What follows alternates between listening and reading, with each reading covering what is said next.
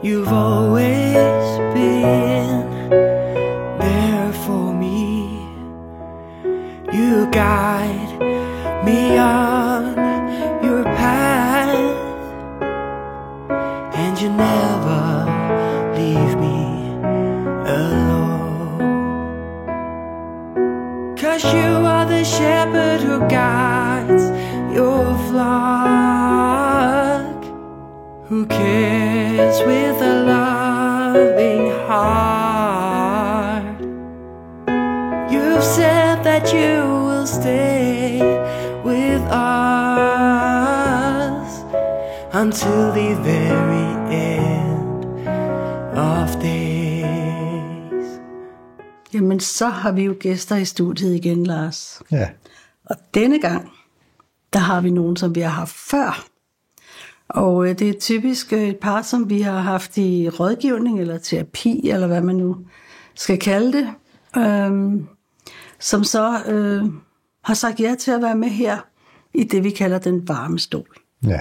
Så velkommen til jer, og vi kalder jer jo ikke ved navne, så det bliver nogle gange sådan lidt akavet med manden og herren og damen og så videre, men vi skal nok klare det. Så, Ja. yes. Altså, sidste gang, der talte vi jo på en måde meget til manden her i den varme stol, ikke? Altså, hvor vi kom ind på en stor bunke og Ja. så videre. Har du lyst til lige at lige vende tilbage til, hvad vi egentlig Ja. snakkede om? Ja, det var det der med bunken, og så det der med, at du sådan nærmest fornemmer, at du aldrig rigtig har fået lov til at få landet noget, ikke? Og Ja. der blev sådan en stor bunke af nederlag, som du bare havde brug for faktisk, og kan ikke bare få landet et eller andet, ikke? Det er Jo. i hvert fald den store ting, Ja, synes jeg. ja. Så det blev meget omkring manden i det her forhold, og så siden, så har vi så haft dem i rådgivning igen, og der har været en proces, vi synes selv egentlig meget spændende, og meget glade for, at I vil være med, fordi det kan blive til gavn for mange mennesker, Ja. hvor vi i dag skal komme mere ind på den kvindelige side, tror jeg, med lidt mere med følelse. Vi plejer jo gerne at sige sådan, for en mand, selvom det er voldsomt generaliserende, så er det alligevel for en mand meget vigtigt, at han bliver respekteret. Det betyder ikke, at det ikke er vigtigt for en kvinde at blive respekteret, men det er ligesom, det er i hvert fald noget, vi oplever, ikke også? Det er meget vigtigt, at du elsker mig, og synes, jeg er super dejlig, og det hele. Det er det også. Lige præcis. Og så, at jeg er så stolt af dig, og respekterer dig. Så lyder det for dig, har du fortalt mig, som det lyder for mig, jeg elsker dig. Ja. Hvor er du skøn. Ikke? Det tror jeg. Sådan er det. Så det er ligesom overskriften over det her. Så nu skal vi tale lidt i dag om det med at føle sig elsket, eller føle sig afvist. Og der er jo et begreb, som jeg synes er rigtig godt på engelsk, fordi mange kender det ikke på dansk. Og det er det her begreb, der hedder rejection. Ja. Og jeg ved, i udlandet, der er det noget, man forstår sig på. Men herhjemme, der synes jeg, det er lidt svært at finde ordet. Altså forkastelse, afvisning, ikke føle sig elsket, eller smidt væk, eller hvad nu rejection ligesom står for. Men det er svært, i selve oversættelsen, så er det svært, synes jeg, at få hele meningen med det. Ja.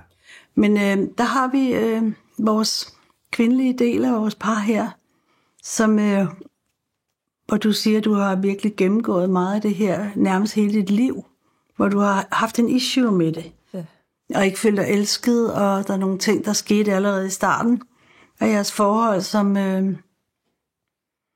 som gik lidt galt. Ja. Og det har du sagt ja til at sige lidt om i dag. Ja. Så det glæder vi os rigtig meget til. Ja. Så hvad skete der i starten?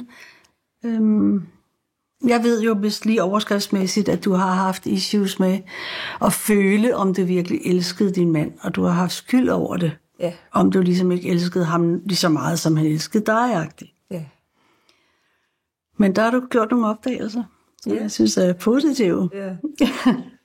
Ja. Kan du dele lidt? Ja, Det kan jeg i hvert fald. Jamen, vi blev gift jo, og vi havde en virkelig dejlig bryllupsrejse.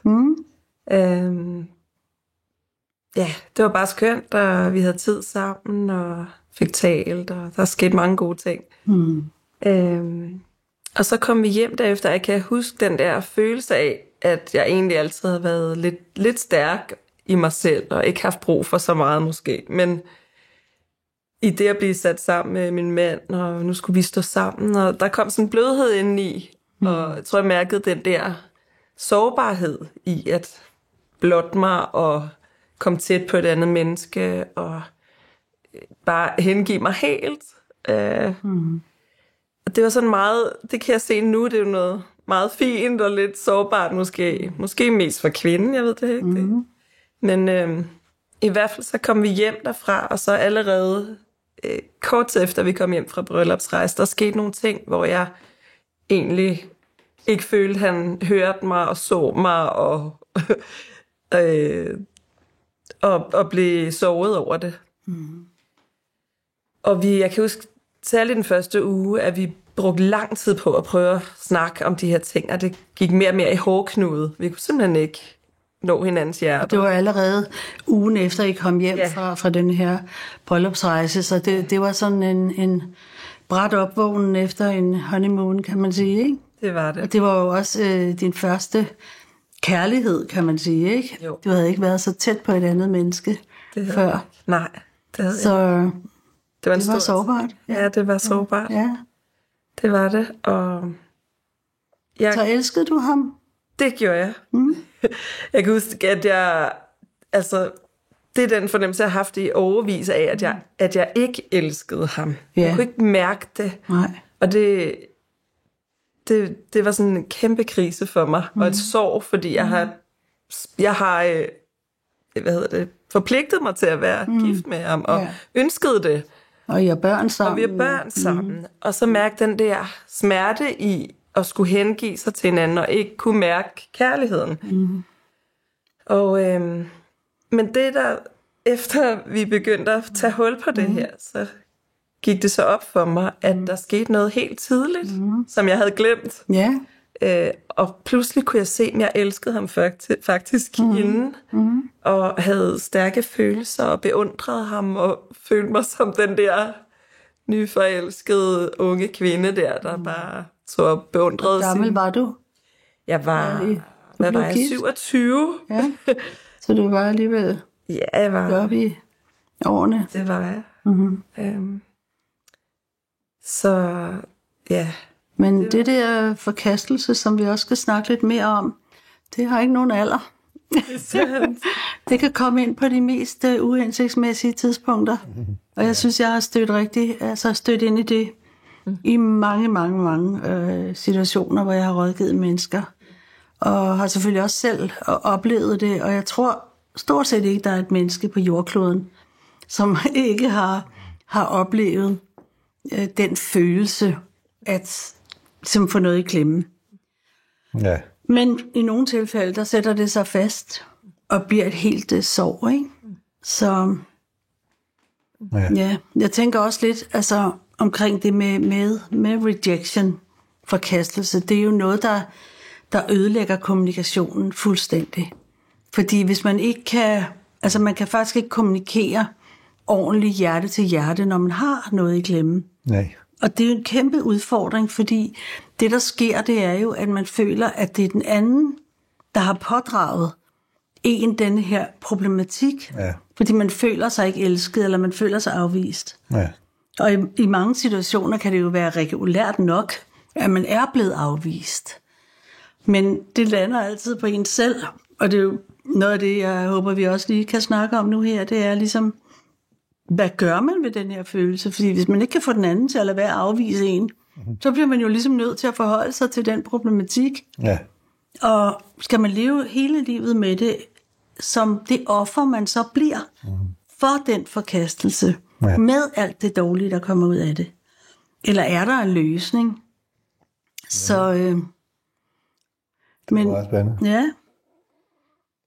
Det er nogle gange, når man, den der forkastelsesfølelse, at den nærmest ikke går væk, før man næsten bliver forkastet. Nej, det er ikke engang løgn.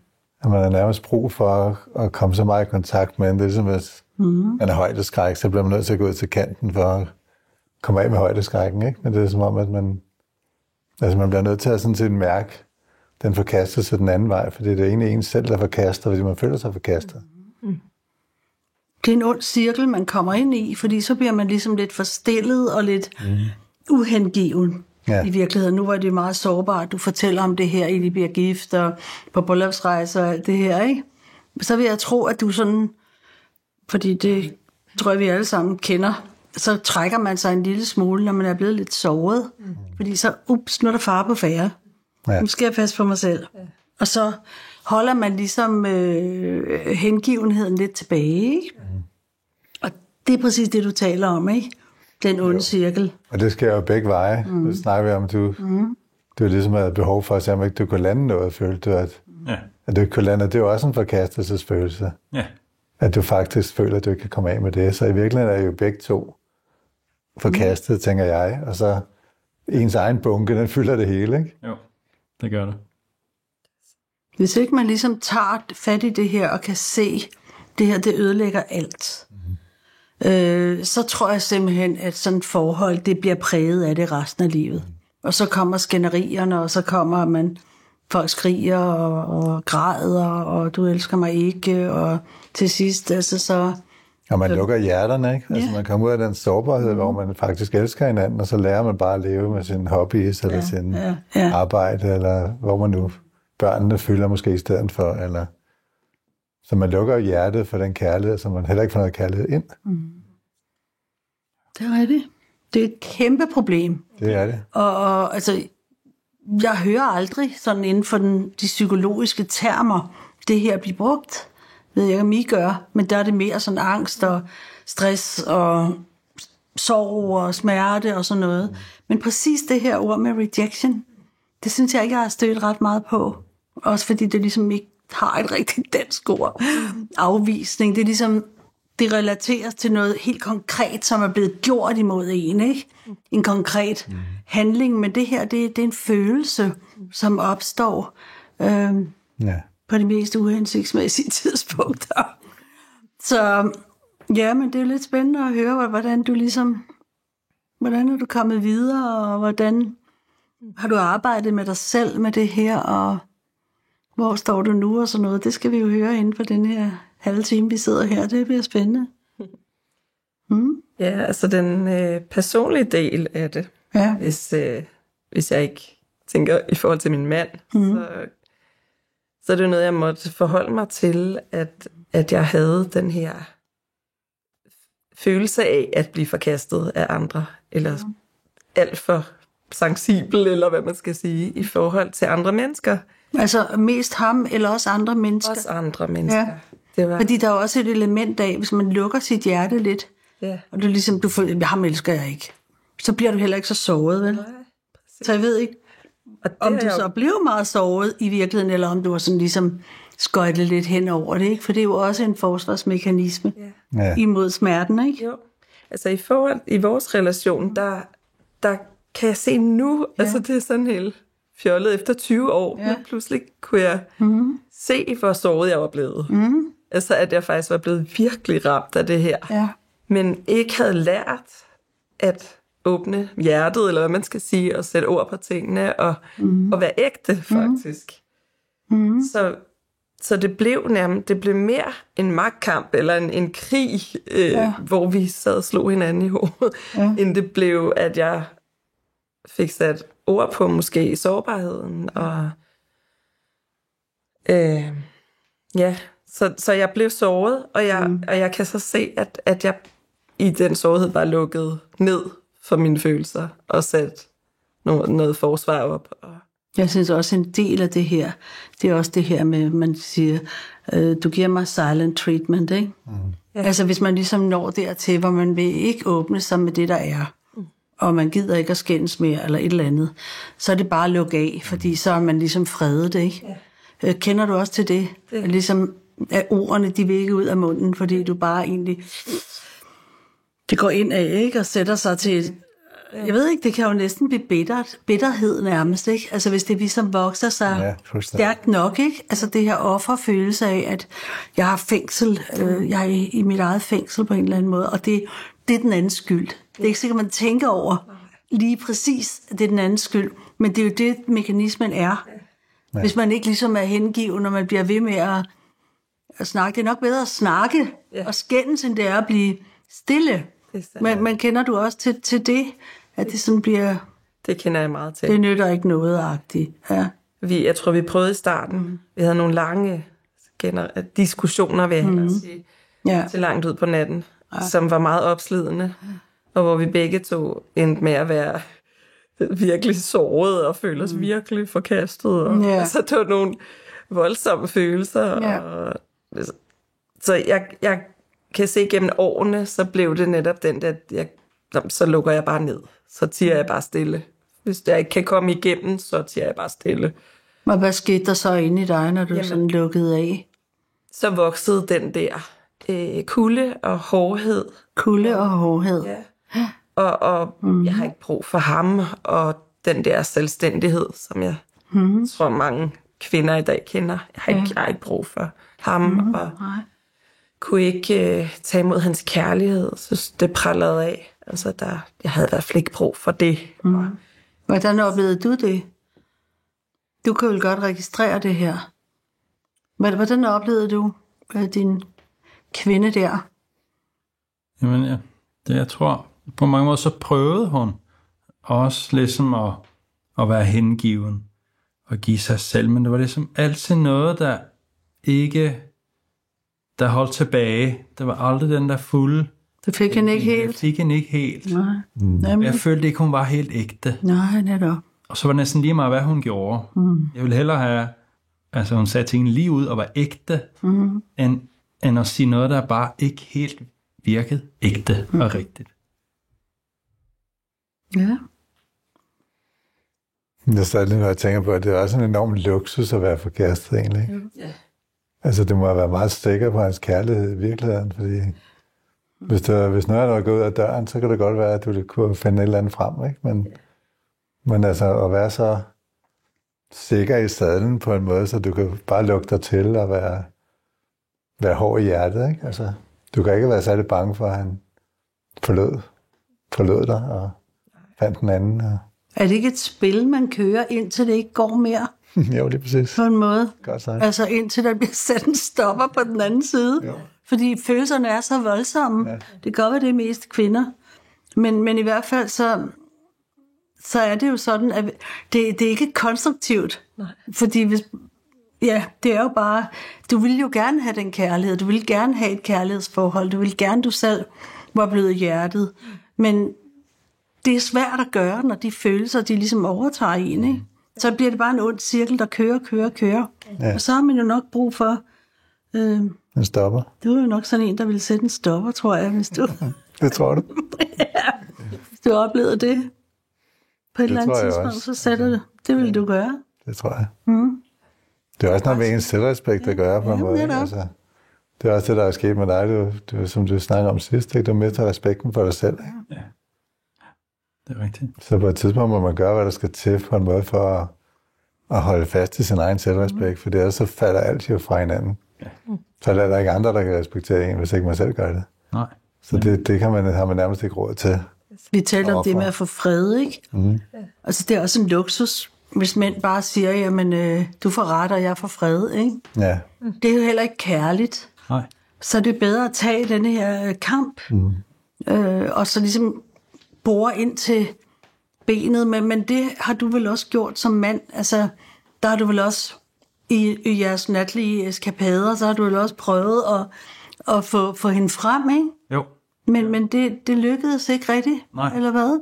Det er ligesom... Der gik i hvert fald noget tid.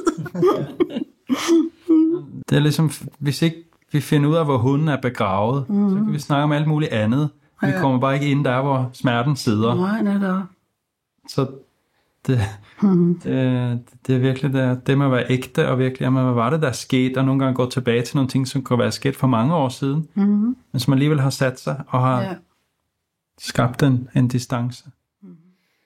Det er vel også sårbarheden, ikke? Altså man nægter at være ægte nærmest, ikke? Fordi det er nærmest for sårbart at blive helt ægte med dig, tænker jeg, ikke? Altså, så er det nemmere at lukke det ned. Og det er jo det skrig, vi har snakket om altid med kvinden, ikke? Elsker du mig? Det er det, alt handler om. Ja. Elsker du mig? Ja. Altså, og tør man at blive så sårbar og hudløs, så man kan risikere at miste den kærlighed. Ja. Og det samme sikkert for manden, ikke? Altså, er hun ligeglad med mig? Altså, tager hun mig alvorligt? Ja. Kan jeg få lov til at få et ord indført her? Kan jeg få lov til at sige noget i mit eget hjem? Ikke? Det er jo de ting, som er tilsvarende det. Ja. Og hvis det så viser sig, at det kan man ikke, som vi talte om sidste gang, jamen så bliver det bare lagt oven i bunken. Og man kan jo sige, at det her er jo det samme. Det er også bare en bunke, hvor der bliver lagt noget oveni, ikke? Ja. Så, men hvordan har du så ligesom kommet videre i det her? Fordi der er sket nogle rigtig gode ting her på det sidste. Det er også derfor, vi tog jer ind igen, så vi lige fik lov til at få en lidt solstrålehistorie her. Det er jo altid dejligt. Ja. Jamen, en af de ting, du sagde, da vi talte sammen, det var det her med sårbarheden. Mm. Og du kunne ligesom se, at jeg ikke var så glad for at være sårbar. Mm.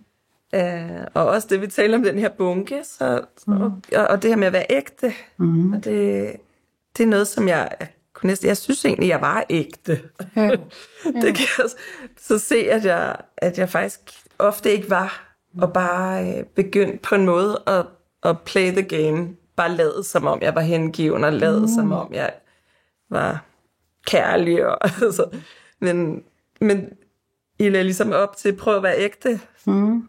Prøv virkelig at være ægte. Og så kan det være, at det kommer til at koste noget, men man bliver nødt til at komme ud på kanten, hvor man...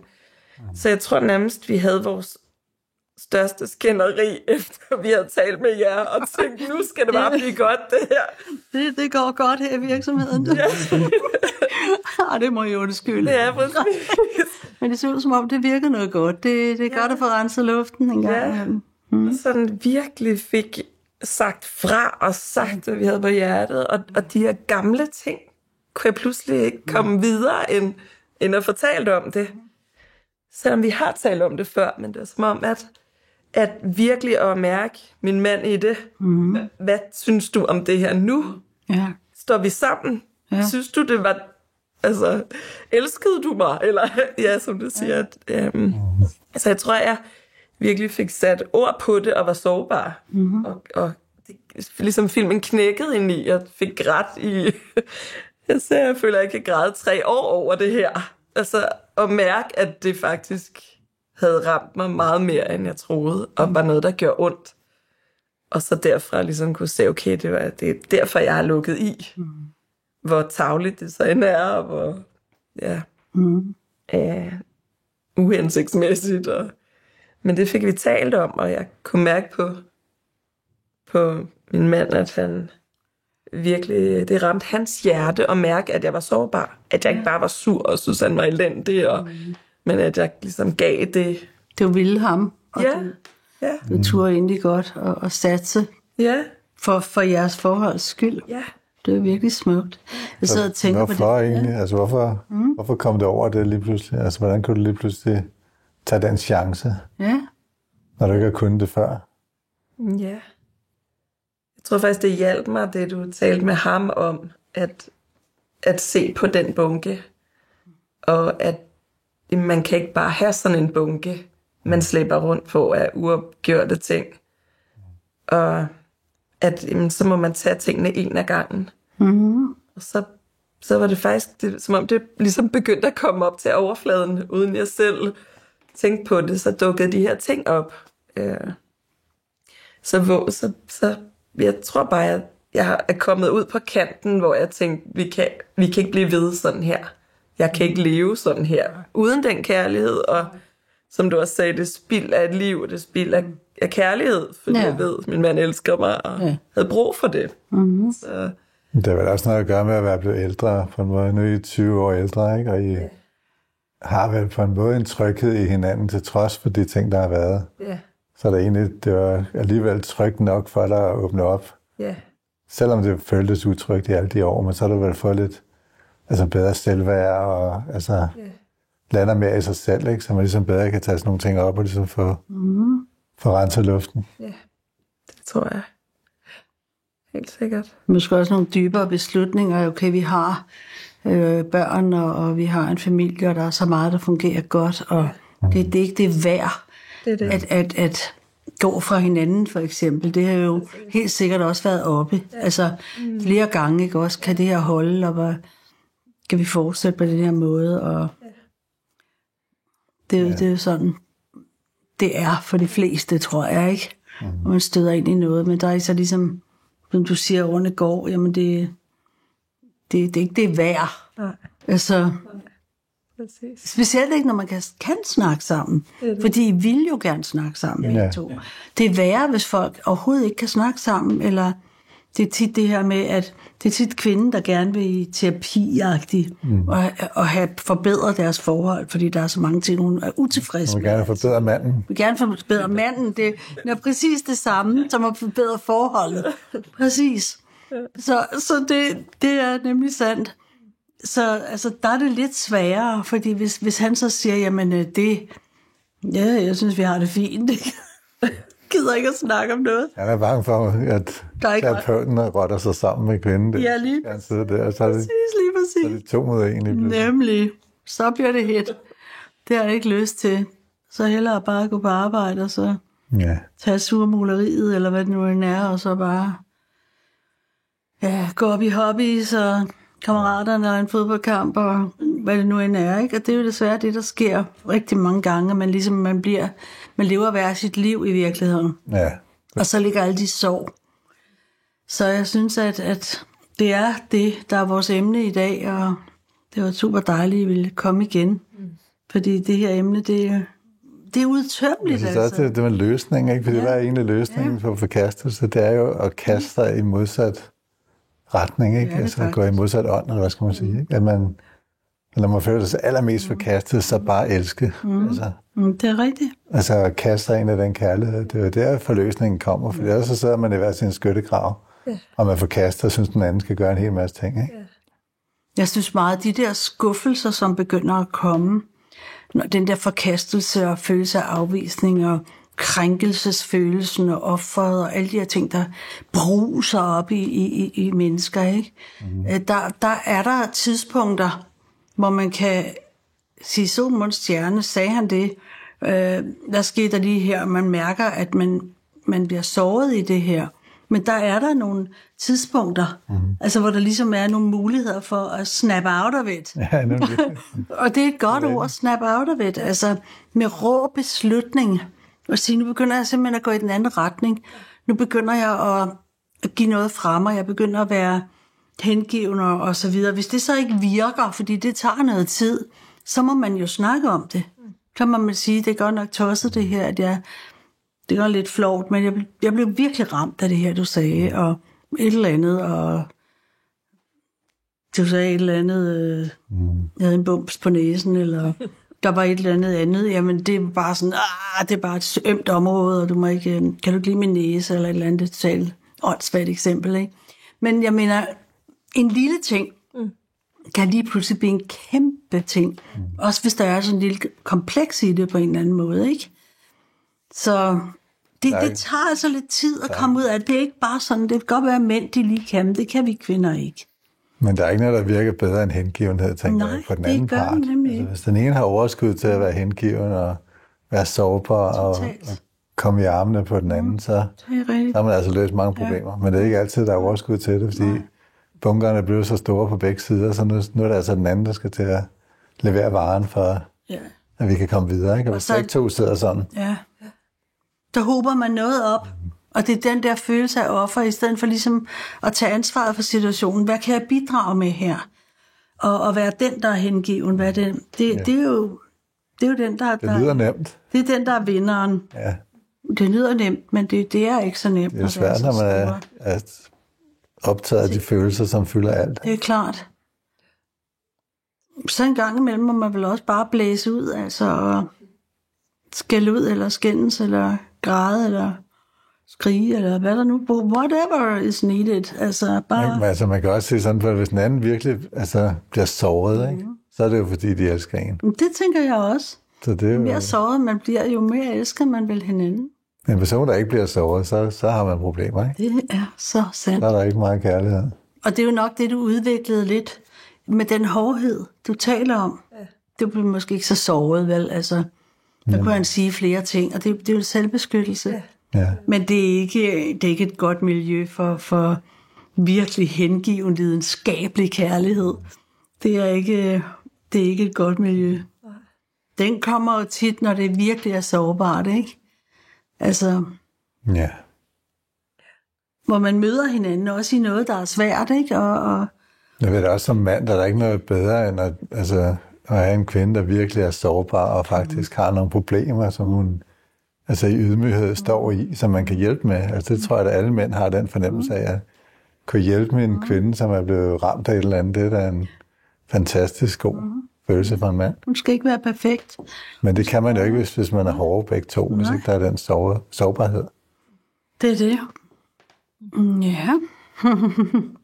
Har vi flere ting? Har du mere, du tænker med nogle episoder eller et eller andet, som du kan huske sådan? Altså, hvor det har været igennem livet. Altså, før du mødte din mand her, havde du også noget af det her i dig med den her sårbarhed, eller kom det kun med ham? Det er noget, jeg har fået hjælp til at se, fordi jeg havde udviklet den her egentlig også en hårdhed. Og netop ikke for at beskytte mig selv. Og der var så heldigvis nogen, der kunne gennemskue, at der var den der sårbarhed inde bagved. Ja. Man taler om ekstra sensitive personer. Det er meget svært at vide, hvem er mere sensitiv. Er du mere sensitiv, end jeg er? Og altså, hvordan reagerer vi på forskellige måder? Men det er ligesom det, du giver udtryk for. Altså, du virkelig, og måske også stadigvæk, kan være sensitiv i dine relationer, eller hvad? Jo, vil du sige lidt om det? Jamen, altså, jeg har egentlig altid fået det modsat at vide, at jeg var stærk, og jeg bare havde styr på det hele, og sådan ikke havde brug for noget. Ja. Og, men egentlig er det jo, jeg begyndte at få hjælp til at se, at det ikke er sandheden. Altså, at jeg i virkeligheden var enormt sensitiv, eller nærtagende, eller man kan sætte mange ord på det.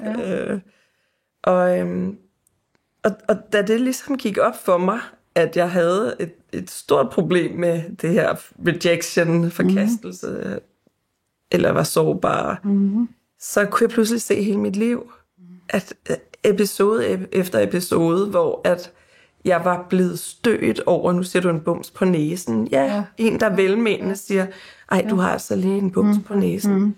Der skulle så lidt til, for at jeg følte, at den person hader mig. Altså, det følte du virkelig. Ja, altså sat på spidsen, men det var så, og det har jeg aldrig kunne se, og i det, der har jeg været ekspert i at lukke ned og skære folk af, faktisk. Husk en lærer, der skulle vurdere, hun skulle, hun skulle skrive en udtalelse om mig, og skulle give mig point fra 1 til 5, og hun gav mig 5 i næsten alle ting, eller 4, og alt. Det var det positive, ikke? Og så nåede vi til det her med at tage imod kritik, og så gav hun mig 1 eller 2, eller...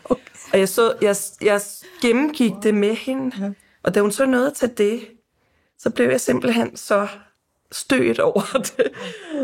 Og det kunne jeg simpelthen ikke forstå, at hun sagde, var dårlig til. Du var virkelig god til at tage imod kritik. Ja. Det var så grinet over senere. Men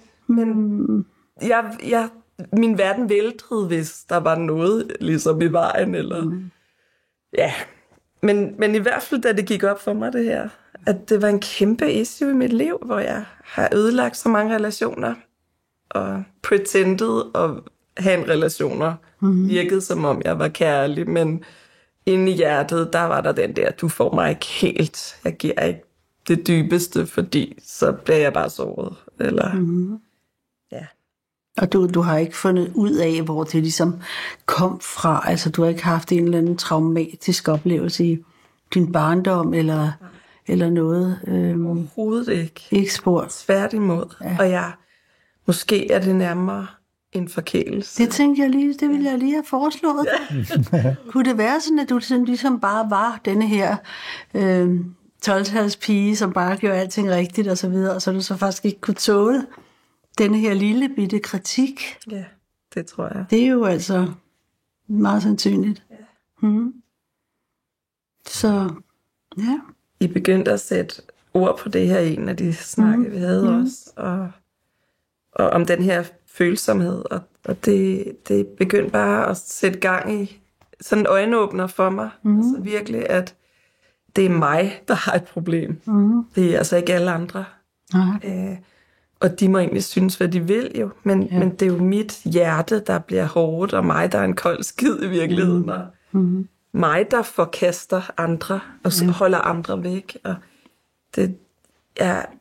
det har simpelthen været mit livs åbenbaring, at få hjælp til det, fordi...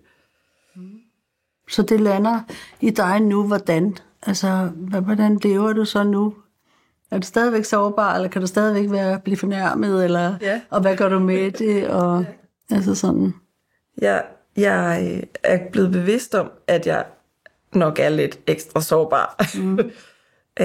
Så ting, der stadig kan ramme mig, og jamen, så ved jeg, at det er mig, der har et problem. Altså, så jeg simpelthen kan ligesom bare lægge det der, og æde den, og så gå videre og faktisk stadig elske de mennesker. Og det kan du simpelthen nu? Ja, det er helt... Det er jo ret vildt, ikke? Ja. Man tænker på, det er sådan et kæmpe problem, som jeg tænker, du ikke synes, du kunne komme af med, før du har gået alle de år, og der er meget, der er gået galt i jeres liv, kan man sige, hvis det her var blevet løst, ikke? Ja. Men så det er jo at få en erkendelse, at det er faktisk mit problem, det er jo voldsomt interessant. Ja.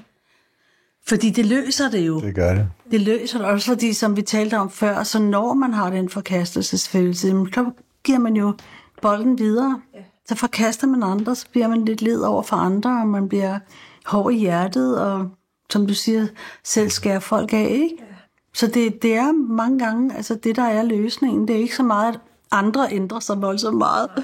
Men freden indeni kommer jo, når vi ændrer os selv i virkeligheden, ikke? Men vi så tager ansvar for vores situation. Uden at gå helt i hundeåret, og synes vi er det værste i hele verden, men bare stille og roligt. Tager ansvar for det, og siger, okay, det er sådan her, jeg opererer, og jeg ved ikke lige hvorfor, men i hvert fald så vil jeg ikke fortsætte med det, fordi jeg vil gerne have de relationer, jeg vil gerne have et godt ægteskab, ikke? Ja, og der kommer man måske også ind på det, du sagde før, det der med at få en stopper. Altså, når man ser nogle mennesker, hvordan de lever sig selv ud, og bliver ved med det samme, og sådan set ødelægger relation efter relation. Hvis man bare kan komme til at sige til dem, ved du hvad? Kig lige på det her engang, altså. De fleste stopper jo reelt, ikke? Og så sidder de alene i en lejlighed og er ensomme, ikke? Bitre og ensomme, og synes det er alle andre, der er noget galt med. Ja. Er vi ved at få udtømt emnet? Jeg tror aldrig, det emne, det i virkeligheden bliver udtømt. Men... Nej. Det er roden til stort set alle problemer. Altså. Det er det. Det er også, altså, ud af forkastelse, der kommer også vrede. Der kommer bitterhed. Hvad kommer der ud af vrede, som er ubehandlet? Jamen, der kommer depressive tanker, ikke? Altså, der bliver mismod, og der bliver man selvhad, had mod andre. Altså, der er en kæmpe lang stribe af dårligdomme, der kommer af den her rejection. Så det er noget godt noget at få. Der kommer ikke meget ægte kærlighed ud til andre mennesker, når man virkelig føler sig forkastet. De to ting er jo modstridende. Totalt, man kan er ikke også på vagt eksistere hele tiden. samtidig. Ja? Og tillidsapparatet er jo også gået i stykker med det her, fordi de er jo alle sammen imod mig. Ikke? Så tør man ikke at være åben og bare byde ind. Altså. Og hvad lærer man folk omkring sig? Hvad lærer man sine børn? Hvad lærer man, hvis man var lærer, eller man havde medarbejdere? Altså, hvad giver man videre til andre? Altså, der giver man jo det videre, man selv det gør man. huser. Det gør man. Nemlig. Jamen, skal vi slutte af for nu her og sige i hvert fald mange tak, fordi I ville komme igen. Ja, tak. Selv tak. Og ønsker jer alt det bedste. Og tak. flot, at I vil arbejde så meget med jer selv. Det vil jeg også sige. Det er godt klart. Det er en glæde for os. Der er så meget ansvar at få lov til at være det er nøglen. en del af. Ja, tak. Tak for hjælp. Tak. Ja. Velbekomme. Jamen, så kan vi jo også sige tak for nu til jer derude, der har lyttet med. Og vi glæder os til at komme tilbage med næste par eller person i det, vi kalder den varme stol herover. Så tak for nu. Ha' det godt.